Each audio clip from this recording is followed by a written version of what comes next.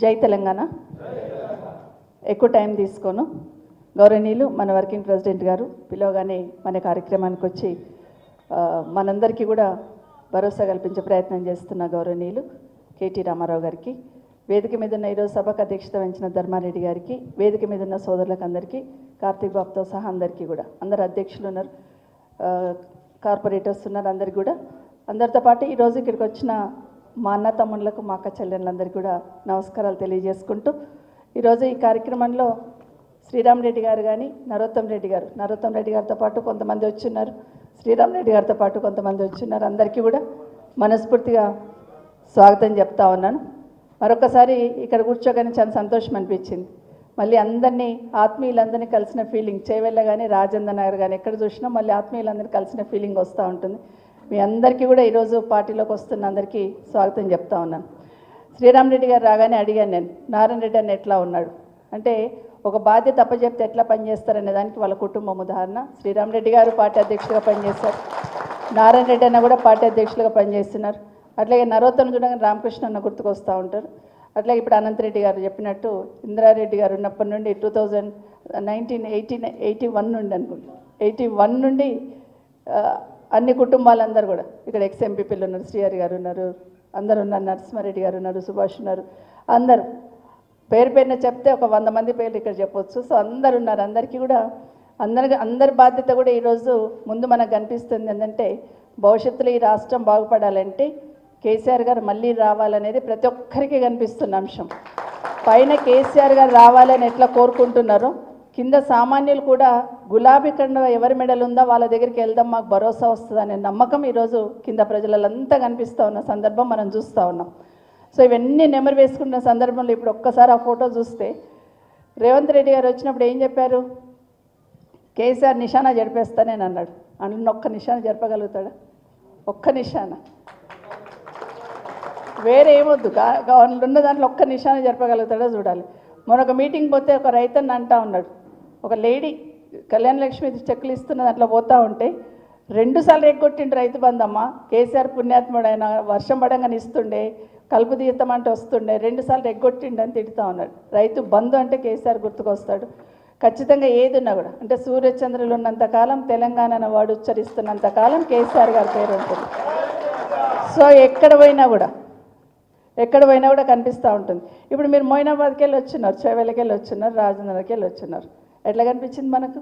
Ring road ఎక్కగానే ఎక్కడ చూసినా ఎవరు కనిపిస్తారు? 100% కేటీఆర్ కనిపిస్తాడు. అక్కడ ఏ ఫ్లైఓవర్ చూసినా, ఏ రోడ్డు చూసినా ఒక పర్ఫెక్ట్ ప్లానింగ్, ఎక్కడి నుండి ఎక్కడికి లింక్ కలపాలా, ఎక్కడ ఫ్లైఓవర్ వేయాలి, ఎక్కడ అండర్ పాస్ చేయాలా, ఎమ్మెల్యేలుగా మాకు లేని అవగాహన ఈ హైదరాబాద్ సిటీ మీద, రింగ్ రోడ్ లోపల ఉన్న ప్రతి దాని మీద సంపూర్ణ అవగాహన ఏకైక నాయకుడు 100% కేటీఆర్ గారు. అది నేను చెప్పగలుగుతాను.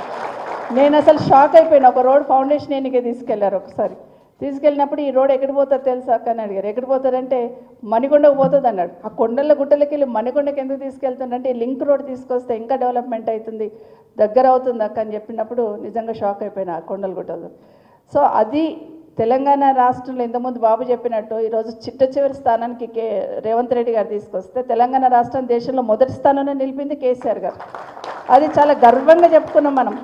మేమున్నాం మొదటి స్థానాల్లో అని చెప్పుకున్నాం. కానీ ఈరోజేమో 1.5 ఇయర్లోనే ఎంత అధోగతి పాలైందనేది మనం చూస్తూ ఉన్నాం. నిజంగానే కేసీఆర్ గారి నిషాన్ అంటే ఒకసారి నవాపేట విన్నాను నేను. పోయినప్పుడు ఆ ఊర్లో లేడీస్ వ్యవసాయం చేసుకునే వాళ్ళు ఉంటారు కదా, వాళ్ళని అడిగాను నీళ్ళు వస్తున్నాయి అమ్మ అని. కేసీఆర్ నీళ్ళ బిడ్డ అన్నది. కేసీఆర్ నీళ్ళు అంటే నాకు అర్థం కాలేదు స్టార్టింగ్లో. కేసీఆర్ నీళ్ళు ఏంటి, మంచినీళ్ళు నల్లలలో వస్తున్నాయి అంటే గవే బిడ్డ కేసీఆర్ నీళ్ళ అన్నారు. అంటే అంత చెరగని ముద్ర కేసీఆర్ గారు వేసుకున్నారు. ఈరోజు గ్రామాలలోకి వెళ్తున్నప్పుడు మనం చెట్లు చూస్తున్నాం. నరోత్తం ఇంతకుముందు చెప్పినట్టు సర్పంచ్లకు గర్వంగా పనిచేసినామని. ఆ చెట్లను ఏమంటారు? కేసీఆర్ చెట్లే అంటారు. కేసీఆర్ చెట్లు, కేసీఆర్ నీళ్ళు. కాబట్టి కేసీఆర్ నిశాన ఎవ్వరూ చెడపలేరు, అది వాస్తవం. గతంలో రాజశేఖర రెడ్డి గారు ఉన్నప్పుడు మనం ఆరోగ్యశ్రీ ఫీజు రియంబర్స్మెంట్ రాజశేఖర రెడ్డి అని ఎట్లా అంటాం, అట్లాగే కేసీఆర్ గారు కూడా నిశాన చెడపలేని ముద్ర తెలంగాణ రాష్ట్ర ప్రజల గుండెల్లో ముద్రించింది వాస్తవం. కాబట్టి 1.5 సంవత్సరంలోనే అయ్యో కేసీఆర్ని ఓడగొట్టుకున్నాం, ఎట్లాగైనా కేసీఆర్ గారు వెనక్కి రావాలి అనేది ప్రతి ఒక్కరు ఆకాంక్షిస్తున్నారు. మన మోయినాబాద్కి వెళ్ళి వచ్చినారు మీరు. 111 జీవో దియగానే మీరు ఏం చేసినారు? సంబరాలు చేసుకున్నారు. బాబాయ్ ఇంకెక్కడికో వెళ్ళిపోతాం మేమని. జస్ట్ దాన్ని జీవో ఇంప్లిమెంటేషన్ చేస్తున్న మన టైంలోనే ఎలక్షన్స్ వచ్చినాయి. కానీ ఇప్పుడు ఈ గవర్నమెంట్ వచ్చినాక ఏం చేసింది? ఒక్కసారి అడుగుతున్నారా? ఒక్కసారి అడిగితే దానికి సమాధానం చెప్పే దిక్కు లేరు. త్రిభువన్ ఓ దేవుడారు కానీ హైడ్రా తీసుకొచ్చి మనను కథం పట్టించే పని అయితే ఆగం చేసింది. హైడ్రా తీసుకొచ్చి ఆగం చేసింది. ఇది మనం చూస్తూ ఉన్నాం.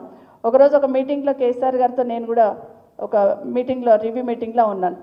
అయితే వర్షాలు పడుతూ ఉన్నాయి. అప్పుడే వర్షాకాలంలో అన్న దగ్గర ఆఫీస్కి చైర్కి ఎదురుగుండా గోడ మీద తనే గూగుల్లో పోయి చూసుకునేవాడు ఏదున్నా కూడా.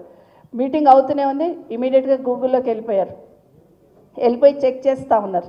ఏమనంటే కాళేశ్వరంకి వెళ్ళి కాలువల ద్వారా నీళ్ళు వస్తున్నాయి, మరి చెరువులు నింపుకున్నారా లేదా అని ముందు పోయి సిద్దిపేట అక్కడంతా చూస్తున్నారు. అట్లాగే సిరిసిల్ల అంటే కరీంనగర్, మెదక్, ఉమ్మడి మెదక్ అదంతా చూస్తున్నారు. తర్వాత నల్గొండకు వచ్చిన్నారు.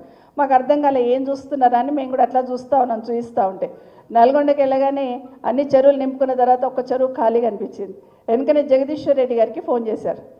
ఏంటి పలానా ఊళ్ళో పలానా చెరువు ఖాళీ ఉంది, ఆ కాలువలో నీళ్ళు ఉన్నాయి, చెరువు నింపుకోవచ్చు కదా అన్నారు. నాకు అర్థం కాలేదు, షాక్ అయిపోయాను. అంటే ఒక చెరువు ఖాళీ ఉందంటే వర్షాకాలం వచ్చినప్పుడే ఆ చెరువులలో నీళ్లు నింపుకుంటే మళ్ళీ రైతులకు అవసరం వచ్చినప్పుడు మనం వాడుకుంటాం కదా, మరి ఎందుకు నిర్లక్ష్యం చేస్తున్నా? ఆ ఊరు చెరువు నింపి మళ్ళీ 2 రోజులలో నాకు చెప్పు అన్నారు. ఒక్క నిమిషం షాక్ అయిపోయినాను. అంటే అంత డెప్త్లో పోయి ఆలోచించున్నారు. అంటే రైతన్నకి ఇబ్బంది ఉండొద్దు, రాష్ట్రం కరువుల పాలు కావద్దు, కరువుల కాటకాలు రావద్దు అనే ఆలోచనతో ఫోన్ పెట్టేసిన తర్వాత నేను అడిగాను అన్నకి, అన్న నాకు కొంచెం బాధ వేస్తుంది అన్న. ఎందుకమ్మా అన్నారు. అంటే కాళేశ్వరం పూర్తి చేస్తే అక్కడ అన్ని చెరువులు నింపబడుతుంది, మరి మా రంగారెడ్డి మా వికారాబాద్లో చెరువులు ఎప్పుడు నిండాలన్నా అని అడిగాను. అంటే ఒక్క మాట అన్నారు, నిజమేనమ్మా తెలంగాణ రాష్ట్రం రావాలనుకున్నప్పుడు కాళేశ్వరం పూర్తి చేసి అక్కడ అన్ని కూడా నీళ్ళు ఇస్తున్న సందర్భంలో పాలమూరు రంగారెడ్డి పూర్తి చేసి కూడా ఇక్కడున్న వాళ్ళు కూడా నీళ్ళు ఇస్తే రాష్ట్రంలో ఉన్న ప్రతి రైతన్నకు నీళ్ళు ఇచ్చాననే తృప్తి నాకు ఉంటుందమ్మా, ఒక్క కోరిక నాదే అన్నారు. అంత గొప్పగా చెప్పారు కేసీఆర్ గారు. సో అంత తపన పడేవాళ్ళు. గూగుల్లో పోయి ఏ రైతన్నకు నీళ్ళు అందుతలేవు, ఏ చెరువు నిండింది, ఏ కాలంలో నీళ్ళు వస్తున్నాయని ఎంక్వైరీ చేసింది కేసీఆర్ గారు. అయితే ఇప్పుడున్న ప్రభుత్వం, ఇప్పుడున్న ముఖ్యమంత్రి గారు కూడా గూగుల్లోకి వెళ్తున్నారు. కానీ ఏం సర్చ్ చేస్తున్నారు? ఎగ్జాక్ట్గా రైట్. మామిడిపల్లిలో భూములు ఖాళీ ఉన్నాయా, కందుకూరులో భూములు ఖాళీ ఉన్నాయా, పుప్పాలగూడలో భూములు ఖాళీ ఉన్నాయా, ఎక్కడెక్కడ భూములు ఖాళీ ఉన్నాయి, ఎక్కడెక్కడ ఇమీడియట్గా తీసుకోవచ్చు, ఎక్కడెక్కడ అమ్ముకోవచ్చు, అవకాశం ఉంటే ఎక్కడెక్కడ మనం రాసుకోవచ్చు. ఇది ఇప్పుడున్న ప్రభుత్వం చూస్తూ ఉన్నారు. కాబట్టి ఆ ప్రభుత్వానికి ఈ ప్రభుత్వానికి తేడా. ఇక్కడ రైతన్న చేస్తారంటే వాళ్ళకు పట్టదు. నిన్న మనం ఒక ఫోటో చూసినాం, గుండె తరుక్కుపోతుంటుంది.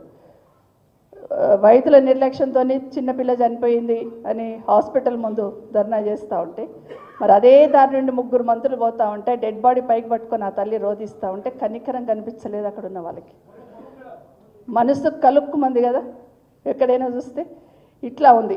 మీరు చావనన్నా చావండి, ఏమన్నా చేయండి, మాకుంది, మేము పోతున్నాం అనే లెవెల్లో ఈ ప్రభుత్వం పోతూ ఉంది.